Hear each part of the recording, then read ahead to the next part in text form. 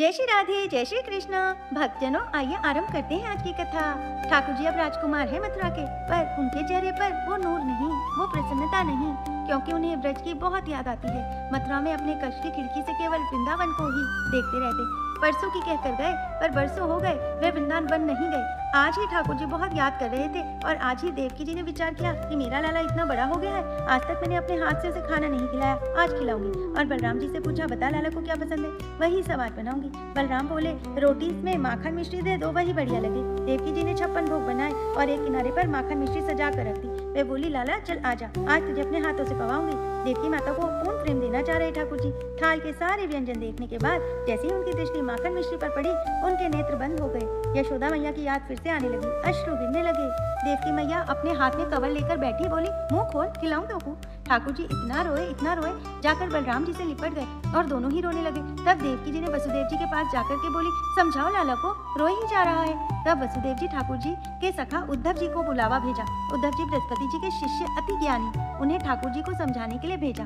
उद्धव जी ठाकुर जी को बोले, तो आप है परब्रह्म, पूरे विश्व को आप अनासक्त होना सिखाते हैं, और आप तो खुद ही जिसकी भ्रुकुटी पर तीनों लोग नाचते हैं, आज वह उन गंवार ब्रजवासियों के लिए रो रहा है। ठाकुर जी बोले, उद्धव तुमने प्रेम देखा है अपने जीवन में? उद्धव बोले, अभी ऐसा अवकाश नहीं मिला। ठाकुर जी बोले, फिर नहीं समझ पाओगे, आसक्ति अलग चीज है। आसक्ति होती तो वृंदावन दूर नहीं, मैं वहाँ जाकर वापस आ सकता हूँ। आसक्ति होती तो ब्रजवासियों के लिए भी मथुरा दूर नहीं, वह तो दिन में 4 बार मुझसे मिलने आ सकते हैं। ये आसक्ति नहीं, प्रेम है। यहाँ मिलने की भी इच्छा नहीं, पर स्मृति है, ये आसक्ति नहीं। अब उद्धव बड़ी बड़ी बातें करने लगे। तब ठाकुर जी ने बोला, इधर आओ, तुम ये सब जो मुझे समझा रहे हो जाकर के ब्रजवासियों को समझा दोगे? उद्धव बोले, ऐसा समझाऊंगा कि जीवन में याद नहीं करेंगे आपको।